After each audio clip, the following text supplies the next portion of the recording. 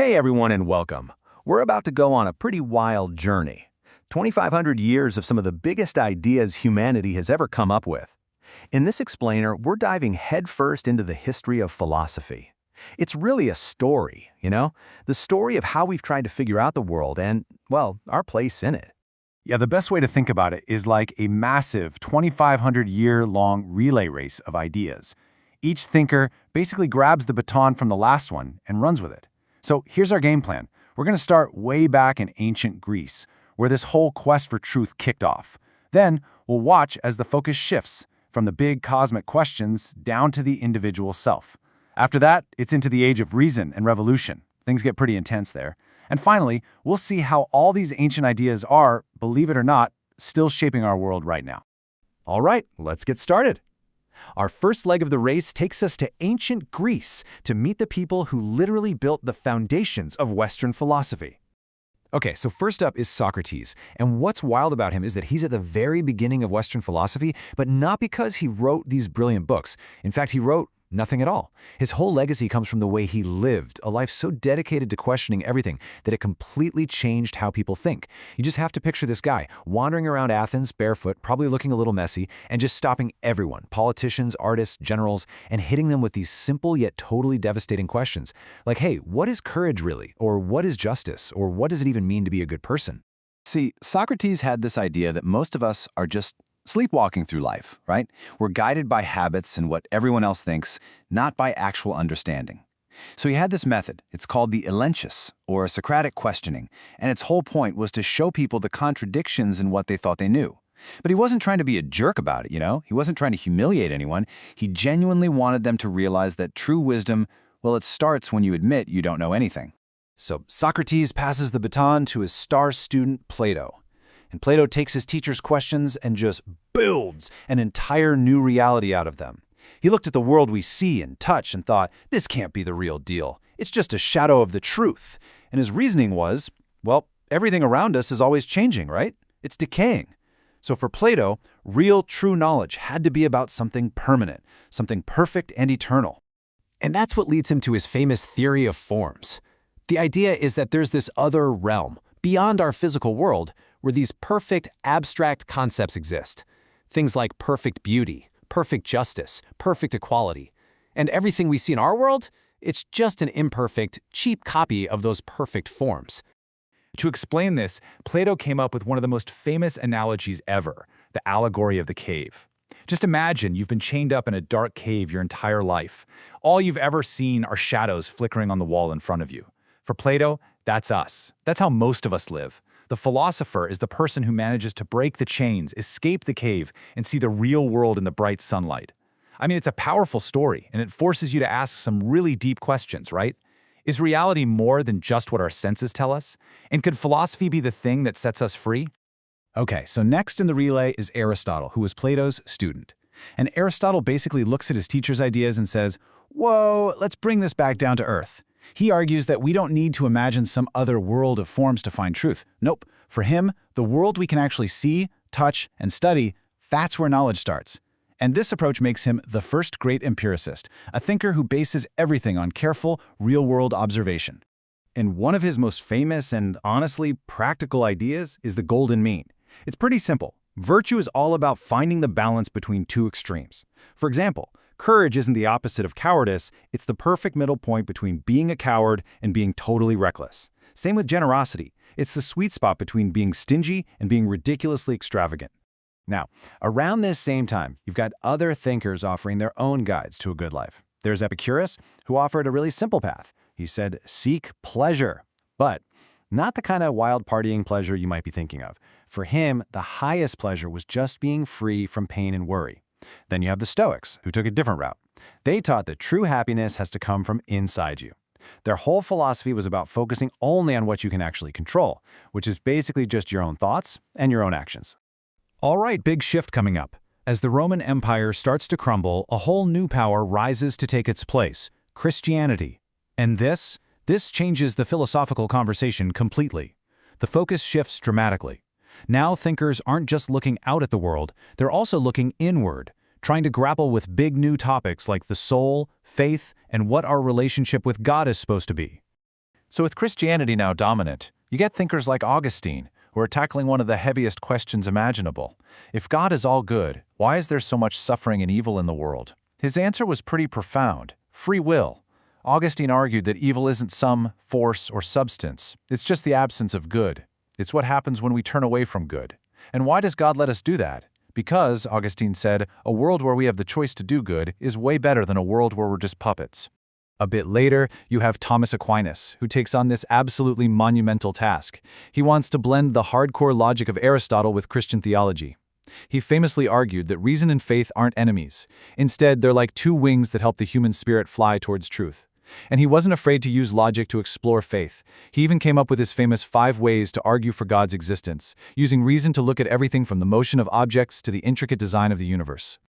Okay, so now we're entering the modern era. And it all begins with doubt. A whole lot of doubt. Meet René Descartes. This guy was so worried about being wrong, about being deceived, that he made a radical decision. He was going to doubt everything he possibly could, until he found one thing, just one thing, that was absolutely 100% certain. So Descartes goes on this incredible thought experiment. First, he starts with the basics.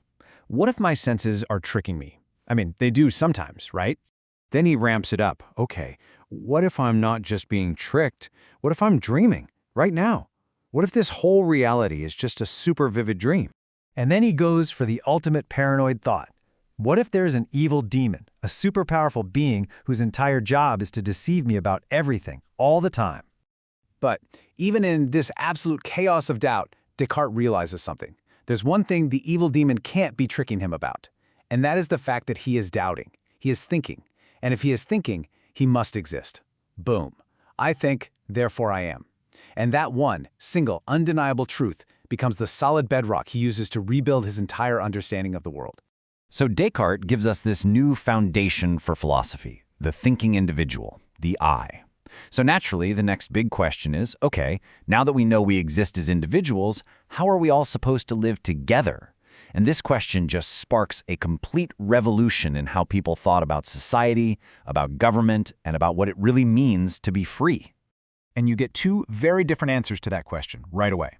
On one side, you have Thomas Hobbes. He imagined a state of nature without any government, and it was bleak. He said life would be solitary, poor, nasty, brutish, and short. Not great. So, to escape that chaos, he argued, people make a deal, a social contract. They give up some of their freedom to an absolute ruler in exchange for safety. But then you have John Locke, who completely rejected that pessimism. For Locke, even in a state of nature, people have natural rights, the right to life, liberty, and property. So for him, government isn't about control, it's about protecting those rights, and it can only rule with the consent of the people it governs. And then things get weird. In a good way. A philosopher named George Berkeley takes a simple idea and just runs with it until it becomes totally mind-bending. He asks, look, all we ever really experience are our own perceptions, right? So how do you know there's a physical world out there at all? His wild answer was, to be is to be perceived. In other words, things only exist when they are being perceived by a mind. For Berkeley, reality isn't made of physical stuff. It's made of minds and the ideas inside them. Next up, meet David Hume, who takes the whole skepticism thing to a completely new level.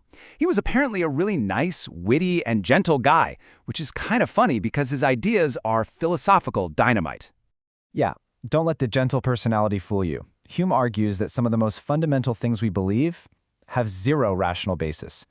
Take cause and effect. You see one billiard ball hit another, and the second one moves. You say the first one caused the second one to move. But Hume's like, did you really see a cause? Or did you just see one event happen and then another event happen right after it? He says we just develop a habit of expecting it. And then there's the self. When Hume tried to look inside his own mind to find this stable me, all he found was a constant stream of thoughts, feelings, and perceptions. There was no single I holding it all together. Hume's skepticism was so radical, so powerful, that it famously awoke another giant of philosophy, Immanuel Kant, from what he called his dogmatic slumber. Kant realized he had to respond, and his response was nothing short of a revolution. He said, okay, what if our minds aren't just passive cameras, just recording whatever the world throws at us? What if our minds are active? What if they have built-in structures that shape and organize our experiences? It's like how Copernicus didn't move the planets. He just changed our perspective by putting the sun at the center. Well, Kant did the same thing for philosophy by putting the human mind at the center of our reality. All right, moving into the 19th and 20th centuries, philosophy really starts to roll up its sleeves and get its hands dirty with real-world problems. The main question isn't just what can we know anymore. Now it's how can we actually make the world a better, fairer place? And this shift leads to some seriously radical new ideas about happiness, freedom, and justice. Take Jeremy Bentham. He wanted to make morality simple, almost like a science. He came up with one core principle. The right thing to do is whatever creates the greatest amount of happiness for the greatest number of people. That's it. That's utilitarianism. It's basically a moral system built on a happiness calculus, where everyone's joy and suffering are counted equally. Then comes John Stuart Mill, who takes Bentham's utilitarianism and refines it, but he also adds this incredibly powerful defense of individual liberty. He gives us what's now known as the harm principle, and it's super influential. Basically, you should be free to do whatever you want as long as you're not harming anyone else. Now, when you hear the name Karl Marx, you probably think of politics, but he was fundamentally a philosopher. He looked at all of human history and saw one continuous story, a story of struggle between economic classes. He argued that capitalism, even though it's incredibly productive, has a dark side. It robs workers of their essential humanity. They become alienated, just cogs in a giant machine, completely disconnected from the products of their own labor. And then Friedrich Nietzsche crashes onto the scene. He famously said he philosophized with a hammer, and he meant it. He was here to smash all the old idols.